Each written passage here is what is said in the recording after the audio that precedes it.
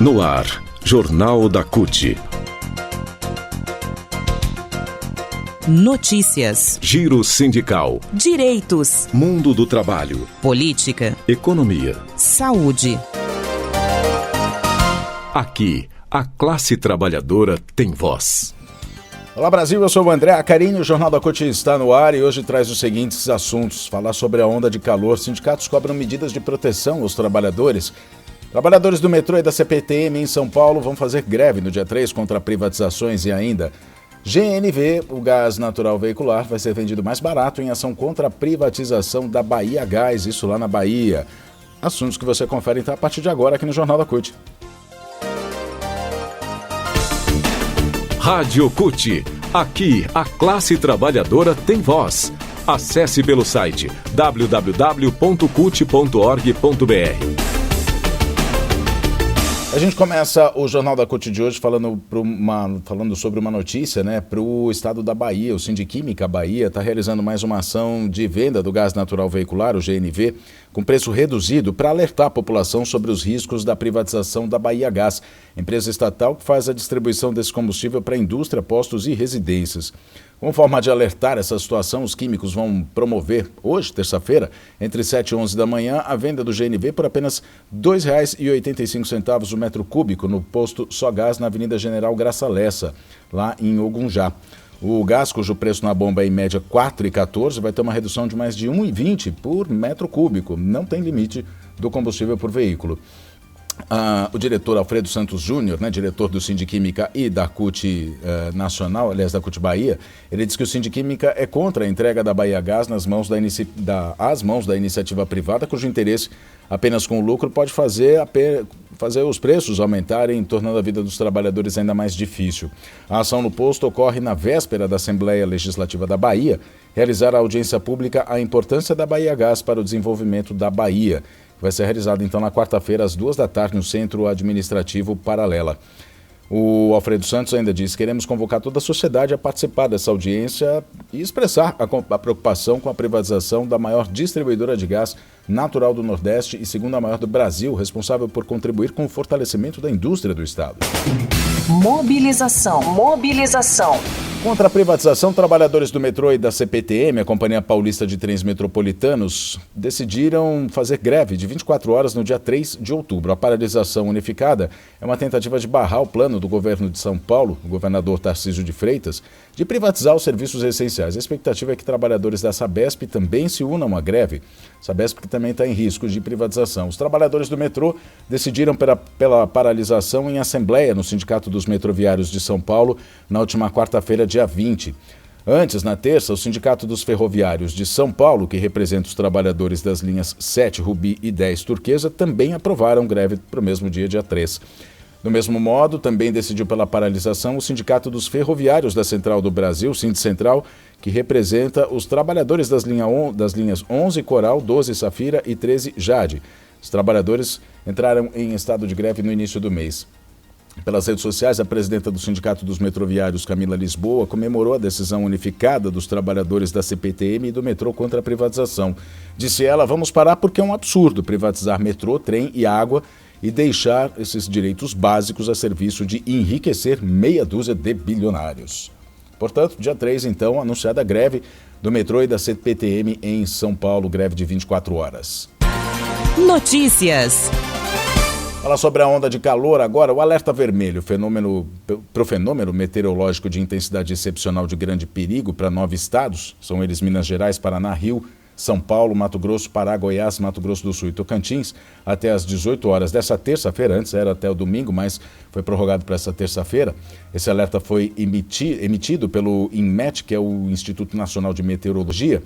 Prevê até 43 graus de temperatura em algumas localidades. E esse alerta põe em alerta os sindicatos para as condições de trabalho nesses dias muito quentes. A elevação da temperatura, segundo os meteorologistas, tem relação direta com o El Niño, muito mais rigoroso nesse ano, e com, claro, a crise do clima causada pela emissão de gases de efeito estufa, que torna os eventos climáticos extremos mais comuns. Especialistas em saúde já recomendam, nos últimos dias, cuidados com o que chamam de golpe de calor, que pode matar em até 24 horas. A gente vai falar sobre o que é daqui a pouquinho. Na capital paulista, o Sindicato dos Servidores Municipais de São Paulo, o Sindicep, protocolou um ofício junto à Prefeitura e à Coordenadoria de Vigilância em Saúde, a Covisa, em que cobra informações sobre as condições de trabalho do funcionalismo municipal e o atendimento à população pela expectativa da onda de calor nesses dias. A previsão é de que na capital paulista a temperatura chegou já, né, no domingo, aos 38 graus, o dia mais quente dos últimos anos. São Paulo vem batendo recordes sucessivos de temperaturas de dias mais quentes. Por esse motivo, as condições de trabalho, preocupados com as condições de trabalho do funcionalismo municipal e com o atendimento aos munícipes, é que o Sindicep cobrou ações efetivas da Prefeitura. Trecho do ofício diz o seguinte: nos serviços públicos, atividade como varrição e manutenção de vias, serviço funerário, controle de trânsito, atividade de atendimento à população em situação de rua, controle e combate de endemias e segurança pública são realizadas majoritariamente externamente e sob intempéries. Assim, parte considerável do conjunto desses trabalhadores e trabalhadoras da administração direta e prestadores de serviço ao poder público municipal estão em risco. Falar sobre o que é golpe de calor. O golpe de calor é mais perigoso do que a insolação, ele se desenvolve entre 1 e 6 horas e pode acarretar morte em menos de 24 horas. O atendimento médico deve ser imediato assim que surgirem os primeiros sinais e sintomas, para evitar realmente complicações mais sérias, inclusive o óbito, como danos, as complicações, como danos no cérebro, coração, rins, músculos. Os sintomas possíveis incluem problemas de consciência, confusão, uma perda vamos dizer, uma perda do senso, momentânea, assim, a pessoa fica meio perdida, além de dores de cabeça, tonturas, sonolência, convulsões, vômitos, diarreia, baixa pressão. Em idosos que têm doenças crônicas e crianças, o golpe de calor geralmente ocorre por causa da combinação das altas temperaturas e uma grave deficiência de líquidos e eletrólitos. Em adultos saudáveis, esforço físico excessivo, como prática esportiva ou trabalho ao ar livre, geralmente é a causa. E a gente estende isso também, principalmente em ambientes domésticos não ventilados, fazer algum tipo de esforço físico, mesmo que seja nos afazeres de casa, aí, quando é algum trabalho mais pesado, como fazer faxina, por exemplo, tem que se tomar muito cuidado, porque se não tiver muita ventilação, se a ventilação for insuficiente, o clima estiver muito quente, pode acontecer também. Hidratação é fundamental. Tem que aumentar a ingestão de água, beber bastante água ou suco de frutas naturais, sem açúcar, mesmo sem ter sede, evitar bebidas alcoólicas e com teor alto de açúcar, fazer refeições leves, sem muito tempero, refeições mais frequentes também, de forma mais frequente, Recém-nascidos, crianças, idosos e pessoas com alguma comorbidade podem não sentir sede, então tem que dar água para esse pessoal que é mais vulnerável. Se possível, fechar cortinas e janelas mais expostas ao calor e facilitar a circulação do ar, abrir as janelas durante a noite, utilizar menos roupas de cama, vestir-se com menos roupas ao dormir, sobretudo em bebês e pessoas acamadas.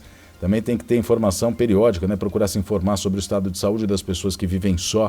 Você conhece aquele vizinho, tem aquele parente que é idoso, é dependente de alguma maneira, que viva perto de você. Enfim, tem que ajudar essas pessoas a se protegerem do calor. Manter os ambientes úmidos com umidificadores de ar, toalhas molhadas ou baldes de água, aqueles esguichos de água, aqueles vaporizadores que você geralmente costuma usar a planta também. Frequentemente você pode borrifar aquilo no ar, também ajuda um pouquinho. Também tem que manter medicamentos abaixo de 25 graus na geladeira. Tem que ler as instruções do armazenamento também, porque senão o medicamento pode estragar. Procurar aconselhamento médico se tiver uma dor de cabeça crônica, uma condição médica ou tomar vários medicamentos. Buscar ajuda se sentir tontura, fraqueza, ansiedade, se tiver sede intensa, dor de cabeça. Se sentir algum mal-estar, tem que buscar um lugar fresco o mais rápido possível. Tem que medir a temperatura do corpo, tem que beber água ou suco de frutas, como a gente disse agora. Também evitar a exposição direta ao sol, em especial naquele horário de pico, das 10 às 4 da tarde. Se for se expor ao sol sem a proteção adequada contra os raios ultravioleta, isso deixa a pele vermelha, sensível até com bolhas, então tem que usar protetor solar, usar chapéus e óculos. Proteger as crianças também da mesma maneira, usar roupas leves que não retenham muito calor, roupas bem mais leves mesmo, Diminuir os esforços físicos, repousar bastante em locais com sombra, locais frescos, arejados. Veículos, se não tiver ar-condicionado, tem que deixar a janela aberta e não deixar crianças ou animais em veículos estacionados. Tem gente que deixa ainda cachorro, por exemplo, preso dentro do carro enquanto vai fazer compra, enquanto vai fazer... Recentemente teve um caso, inclusive, de um o poder público, né, a segurança pública, quebrou o vidro, né, as imagens mostram inclusive um Jeep Renegade, quebrando o vidro para resgatar um cachorrinho que estava preso há mais de 2 horas dentro do carro, já passando mal. Então, evita fazer isso, e se você, por um acaso, está passando na rua e enxergar uma situação dessa, chame imediatamente ou polícia, ou a guarda municipal, ou ajuda para salvar essa vida desse animal. Criança, então, nem se fala, né? Mais ainda, você vê uma criança, tem que chamar direto a polícia, mesmo que a criança estiver presa lá dentro do carro, enquanto o pai, a mãe ou o responsável foi fazer compra. O Jornal da CUT fica por aqui. Muito obrigado pela sua companhia. Nos falamos na próxima edição. Até lá!